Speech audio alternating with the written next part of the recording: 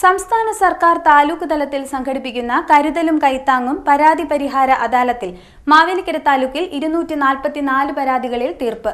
അദാലത്തിലേക്ക് നേരത്തെ ലഭിച്ച 396 അപേക്ഷകളിൽ 315 പരാതികളാണ് പരിഗണനാർഹമായി ഉണ്ടായിരുന്നത്. മറ്റ് 71 അപേക്ഷകളിൽ സത്വര തുടർ നടപടികൾക്ക് നിർദ്ദേശിച്ച് മന്ത്രിമാർ വകുപ്പുകൾക്ക് കൈമാറിയിട്ടുണ്ട്. സംസ്ഥാന സർക്കാർ താലൂക്ക് തലത്തിൽ സംഘടിപ്പിക്കുന്ന കരുതലും കൈത്താങ്ങും പരാതി പരിഹാര അദാലത്തിൽ മാവേലിക്കര താലൂക്കിൽ 244 പരാതികളിൽ തീർപ്പായി. ചൊവ്വാഴ്ച രാവിലെ 10-ന് Mavelikara bishop Hodges higher secondary school ഓഡിറ്റോറിയത്തിൽ ആരംഭിച്ച അദാലത്തിൽ കൃഷിമന്ത്രി പി പ്രസാദ്, ഫിഷറീസ് സാംസ്കാരിക വകുപ്പ് മന്ത്രി സജി ചെറിയാൻ എന്നിവർ പരാതികൾ കേട്ട് പരിഹാരം നിർദ്ദേശിച്ചു. ദിവസങ്ങൾ, മാസങ്ങൾ, വർഷങ്ങൾ ഓഫീസുകളിൽ കയറി ഇറങ്ങി നടക്കുന്നവർ ഉണ്ട്. നമ്മൾ പലപ്പോഴും കേൾക്കുന്ന ചില വാക്കുകളുണ്ട്. സർക്കാർ കാര്യം മുറ പോലെ എന്ന് പറഞ്ഞ് നമ്മൾ ആശ്വാസം കൊള്ളാറുണ്ട്.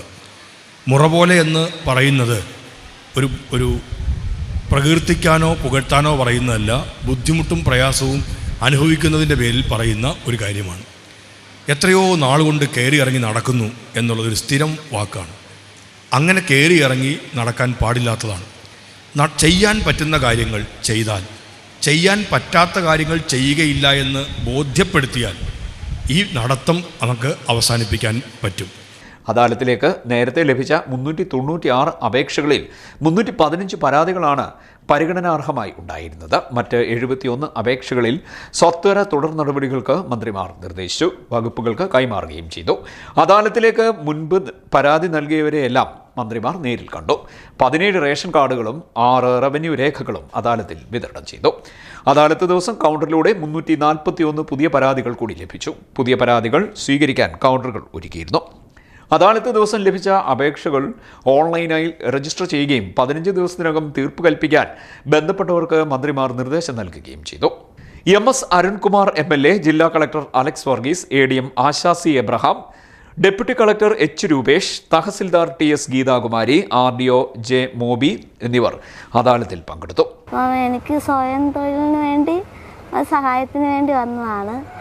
അന്നേരം എനിക്കിത് എപ്പോഴും വരാൻ വയ്യാത്തതുകൊണ്ട് ഞാൻ ഇവിടെ ഇരുന്ന് മന്ത്രിയെ കണ്ട് അദ്ദേഹം എനിക്ക് മുച്ചക്ര വാഹനത്തിൻ്റെ വണ്ടി, പിന്നെ എനിക്ക് സ്വയം തൊഴിലിന് വേണ്ടി 35,000 രൂപ അനുവദിച്ചെന്ന്, ചികിത്സാ സഹായത്തിന് അനുവദിച്ച് 1,00,000 രൂപ എനിക്ക് റെഡിയാക്കി തന്ന്, തുടർന്നുള്ള സംരക്ഷണം പഞ്ചായത്തിൽ നിന്ന്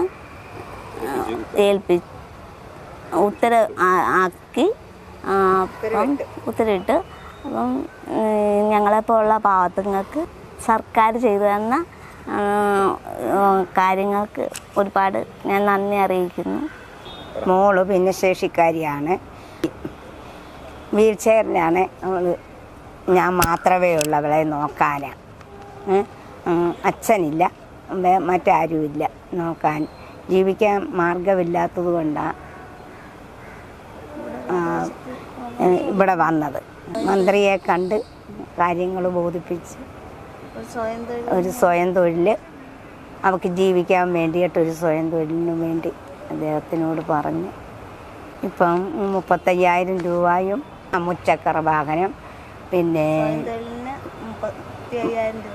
1,00,000 രൂപയും അവിടുന്ന് അദ്ദേഹം തന്ന്. CDNet news Mavelikkara.